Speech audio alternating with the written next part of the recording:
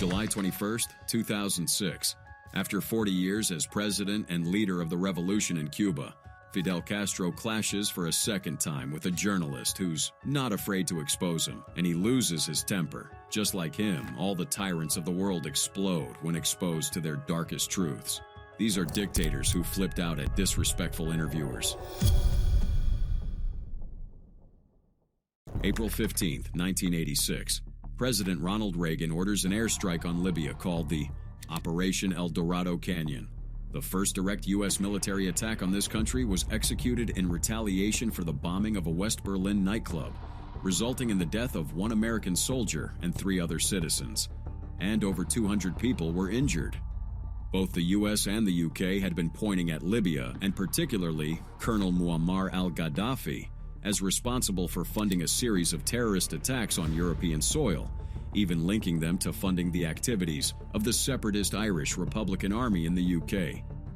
But Gaddafi systematically denied any involvement and condemned the military actions over the cities of Tripoli and Benghazi. The figure of Muammar al-Gaddafi was a controversial one, even to this day, and despite the dictatorial nature of his rule over Libya, many remember him as a beacon of hope and a key figure in the long-forgotten project of Pan-African integration. September 1, 1969. While the king underwent medical treatment in Greece, 27-year-old First Lieutenant Gaddafi and a group of fellow officers from the clandestine Free Officers movement took advantage of the power vacuum and swiftly took control of the major cities of Tripoli and Benghazi. In 2 hours, all their demands were met, and the monarchy was history. A new police state was born, full of pervasive surveillance, public executions, and repression of dissent. March 2, 1979. In a clear mockery toward the external powers deeming him a dictator, Gaddafi formally renounced his official government positions and embraced the title of brotherly leader and guide of the revolution. He would continue, of course, ruling the country from the shadows through a series of puppet figures rotating as heads of state.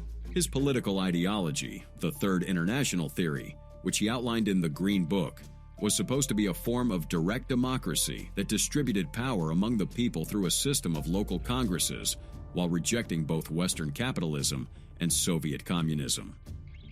The harsh reality was that Gaddafi held absolute control, and civil liberties were severely restricted as the military powers armed themselves, as if preparing for a major international conflict.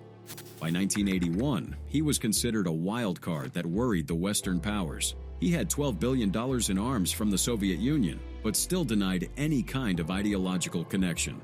In an interview, he was asked directly, "Have those arms been placed there as a kind of staging area for the Soviet Union? Is that true?"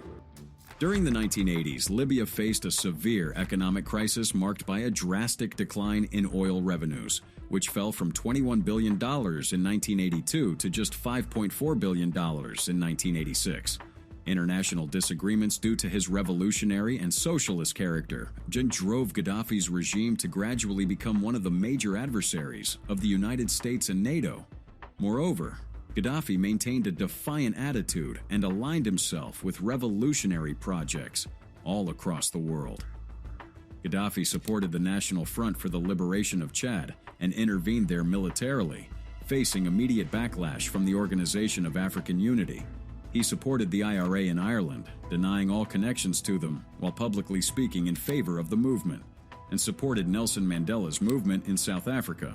The colonel viewed his support as a natural extension of his anti-imperialist and anti-Western philosophies. He had big plans for Africa, and while maintaining closer ties with the Arab nations, he tried to promote the creation of an African Union with a centralized currency and shared policies.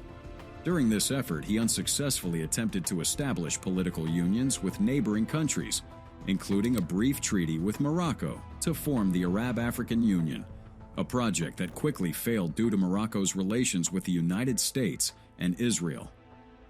Libya's reach was seemingly out of control.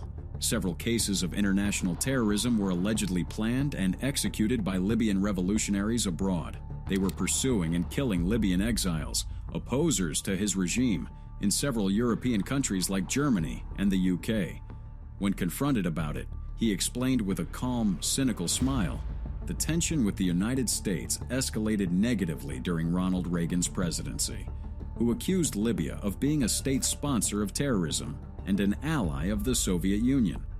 Not only did Gaddafi always deny any connection to terrorism, he also repeatedly tried to paint his country and himself as victims of the unjust proceedings of the international community.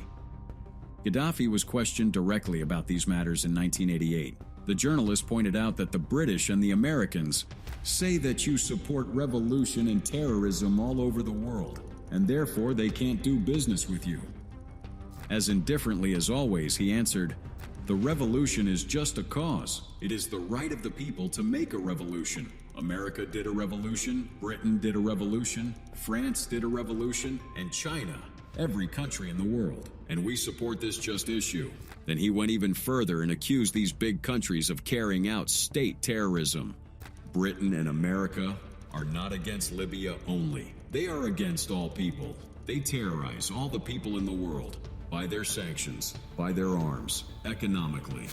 December 21st, 1988, the Pan Am Flight 103, traveling from London to New York City, exploded in midair, killing all 259 individuals on board and 11 people on the ground in Lockerbie, Scotland.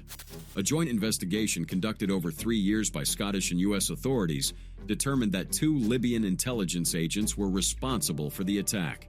The attack was thought to be a retaliatory act for the U.S. bombing of Libya in 1986.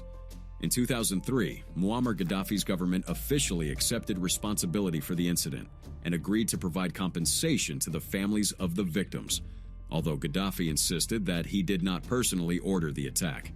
Abdelbasset Ali al-Megrahi was convicted in 2001 and sentenced to life imprisonment, making him the only individual ever convicted in connection with the bombing. However, he was later pardoned and released by Scottish authorities on compassionate grounds after being diagnosed with prostate cancer. As with all other allegations, Gaddafi would later distort and deny the extent of Libya's involvement in the Lockerbie attack. Years later, during an interview where Larry King attempted to confront him, he was faced with the undeniable reality of Libya welcoming al-Megrahi as a national hero. He brushed off the event's importance as family and friends receiving the man in the airport, something we could not control. After many efforts to clean his image across the world, Gaddafi's Libya was implicated in crimes against humanity in Sierra Leone, being accused of financing and supporting those responsible for the massacres during the Sierra Leone Civil War, which resulted in approximately 50,000 deaths. International calls for justice in this matter were largely ignored for a long time, particularly because Western countries had improved their relations with Gaddafi. Evidence was found when Gaddafi visited Sierra Leone in 2007. Even then, and despite protests from opposition leaders, no effective action was taken against him. However, with the Arab Spring, civil war would erupt in Libya, leading to Gaddafi's fall. Initially, the city of Benghazi, the second most important in the country, united in civil demonstrations against the regime. The brotherly leader replied with severe repression in the streets and tougher policies such as controlling food prices and conducting military purges. When they lost control of Tripoli, the capital, Gaddafi took refuge in Sirte, trying unsuccessfully to negotiate his transfer to the new transitional government. He couldn't deny the truth of his fall any longer, and that's when the calm dictator lost his temper. October 20th, 2011, while attempting to escape to the Jerf Valley, a NATO attack intercepted and destroyed his convoy, and the brotherly leader was captured. Horrific images emerged on the internet showcasing the brutality of his capture and torture. Severely injured, Gaddafi was taken to Misrata and declared dead. The bodies of Gaddafi, his son Mutassim, and Abu Bakr Yunus Jabboum, the defense minister of Libya, were publicly displayed. January 1st, 1959, the 6-year Cuban Revolution finally ended in victory. Fidel Castro gave his first interview as the victorious leader. Nobody doubted he was the main face of the new power, and when he was asked if he was going to run the government by himself or give power only to his party, he easily swept away the possibility of including anyone else in the new political structure, since the previous forces in charge surrendered unconditionally, and President Fulgencio Batista resigned and fled the island. Then, in flagrant contradiction, he promises free elections in 18 months. No more, no less. To no one's surprise, Castro's initial democratic promises turned out to be lies, in flagrant opposition to declaring, "I do not want to intervene in the government." As time went on, he consolidated power as the only leader and established a one-party state. He became the government, and the Communist Party of Cuba would never leave power. This first interview was also pivotal to establishing several central beliefs of the new people in power. They were communists. They believed in executing adversaries without a proper public trial, they weren't afraid of the USA's power, and they would execute criminals of war if their actions warranted such a punishment. In retrospect, this interview also proved they were liars. Inspired by a long story of Cuba being dominated by the U.S., Castro established a socialist government based on deep reforms, such as the nationalization of industries and land redistribution. His anti-American sentiment made him an immediate ally of the Soviet Union, a country more compatible with his socialist ways. This was a key alliance that provided crucial economic and military support. April 17, 1961. The U.S. quickly decided that Cuba and Fidel were a danger to the geopolitical stability of the region, so they decided to act. The CIA crafted an operation in which they used U.S.-trained Cuban exiles to invade the country and overthrow its regime. It was a disaster. After only 2 days, a combination of poor planning, lack of support from the Cuban people, and President Kennedy's decision to cancel key air support for the mission, the Bay of Pigs invasion ended as a failed coup attempt that would forever live in infamy. This disastrous operation not only solidified Castro's resolve, it also reinforced Cuba's ties with the USSR. As a direct consequence, in July 1962, Russian Premier Nikita Khrushchev and Fidel Castro secretly agreed to place nuclear missiles on Cuban soil to deter any future U.S. aggression. The discovery of Soviet nuclear missiles in Cuba led to what we remember today as the Cuban Missile Crisis, a tense confrontation between the United States and the USSR, bringing the world to the brink of nuclear war. The crisis was over when the U.S. agreed not to invade Cuba ever again, and the USSR withdrew the missiles. A long relationship of dependency would solidify between the Cubans and the Soviets after all the economic sanctions and the blockades imposed on the island by the U.S. Fast forward to 1985. Amidst the geopolitical shifts of the Cold War, Cuba, acting as a proxy for the Soviet Union, had been supporting Nicaragua's Sandinista revolution for 10 years. They had provided significant military, economic, and humanitarian aid.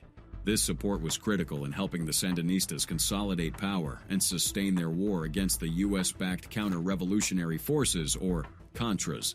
The United States systematically accused Cuba of spreading subversion in the Americas.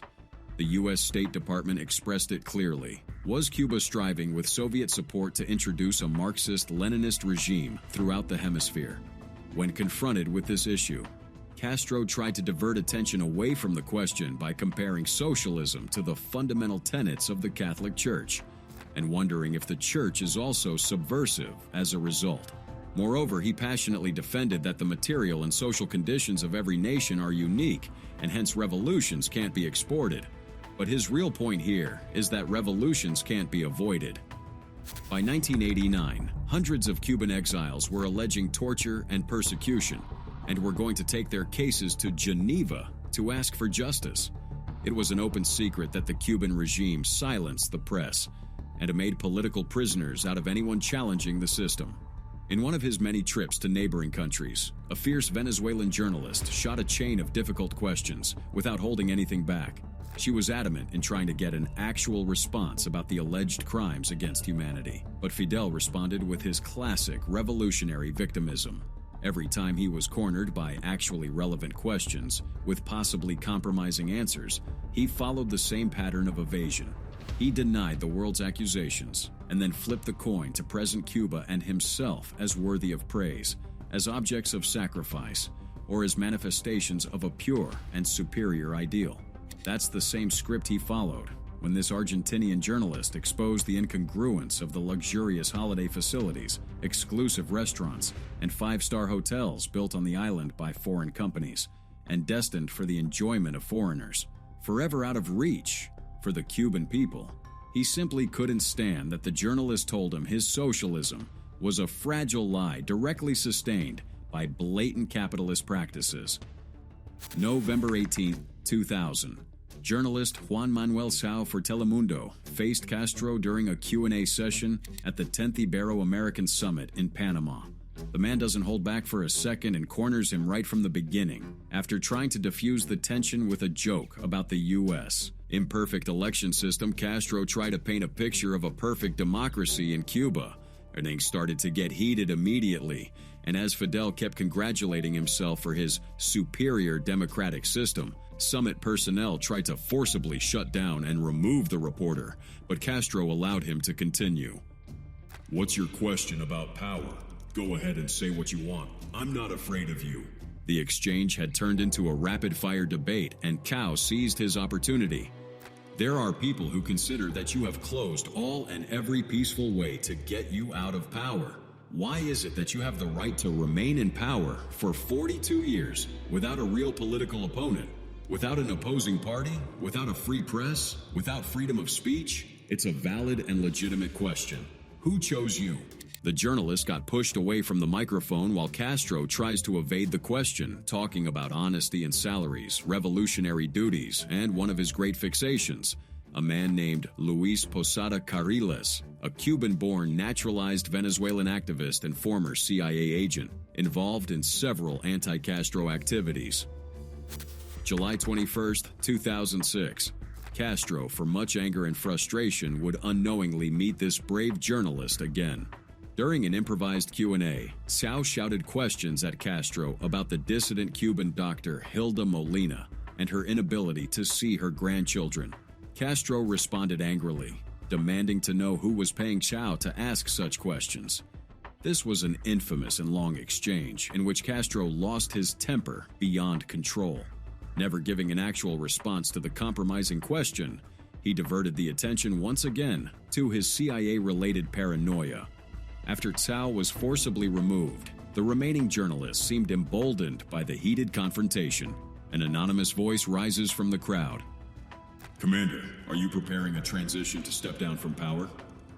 Castro has had enough. The man immediately lost it. In the week following this publicized second clash with journalist Juan Manuel Cao, Fidel Castro's health quickly deteriorated. He underwent emergency surgery for intestinal bleeding, which led him to, temporarily, hand over power to his brother, Raul Castro.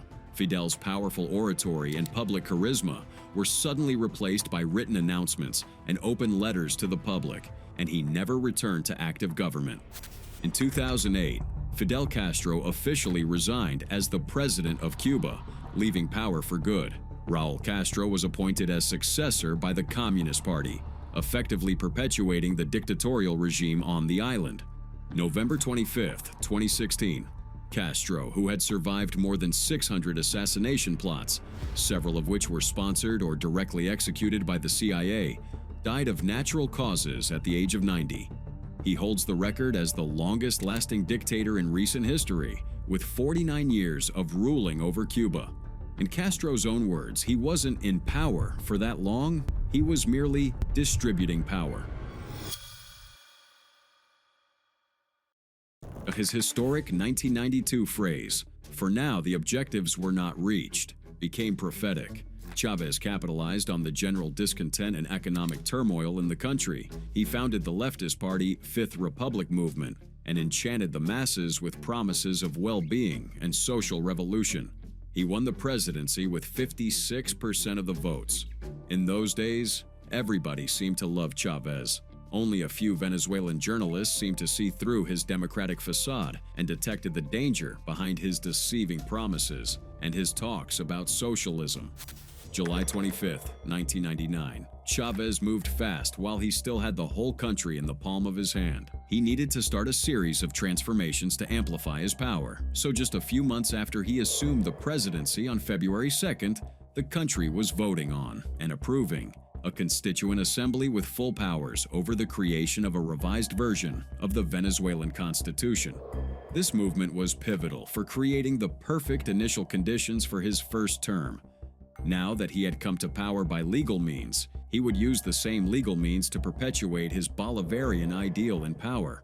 With the reformed constitution, he dissolved the bicameral Congress and replaced it with a National Assembly, dissolved and restructured the Supreme Court, and expanded the powers of the president by including the ability to issue decrees, and created the legal framework that he needed to do anything he wanted, practically unsupervised and unchallenged. In the next few years, he would create a web of collaborators and comrades that would take hold of every organization and every branch of power at any level, just like executing a long-term, lawfully sanctioned coup. With this level of power, the Chavistas or Chavez followers will learn their lesson. The law could always be twisted in their favor. But only 3 years into the revolution, the Venezuelan people seemed to say enough when a new legislative package of the so-called enabling law tried to grant even broader powers to the president, sparking outrage among unions and business leaders. April 11, 2002, a popular demonstration is called by opposition groups to protest in front of the headquarters of the state-owned oil company. Unaware that they are part of a larger conspiracy, thousands of people are spontaneously redirected to the government palace, where a second pro-government rally awaits them. In the shadows, several commerce bureaus and private interests have been plotting against the government. The clash between citizens from both sides escalates almost to civil war proportions. Was. In an ironic twist of events, Chavez received a good dose of karma in the form of a coup d'etat, a taste of his own medicine, so to speak. The same Venezuelan people who gave him plenipotentiary powers through a constituent assembly just 3 years before partook, practically unknowingly, in a swift rebellion to take him out of Miraflores, the Venezuelan equivalent of the White House. The casualties that day were numerous. Pro-Chavez illegal militias and even the National Guard were recorded shooting at civilians. Snipers shot regular citizens in the head. However, the coup quickly unraveled as Chavez's supporters mobilized in large numbers. Only 48 hours later, military factions loyal to the officialists began to question the legitimacy of the new government. April 13, 2002. Hugo Chavez was brought back from La Orchilla, a prison compound on a small island in the Caribbean, and restored to power. Clamoring masses received them in the government palace, where he cried and thanked the people for saving him. He would never forgive or forget those who crossed him, and wouldn't think twice to make sarcastic remarks about it in an interview for RCN Colombia several years later. In the days immediately following Chavez's return from La Orchilla, he showed himself happy and satisfied. That's how Colombian journalist Maria Cristina Uribe remembers him from a meeting in those days. She found a charismatic leader, happy to answer each and every question in a playful tone. However, Chavez became a completely different person after December 2002.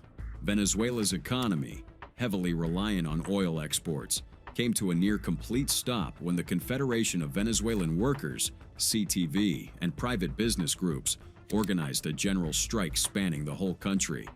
They demanded Chavez's resignation, the restoration of democratic governance, and the addressing of economic grievances that were eroding the purchasing power of the common citizen.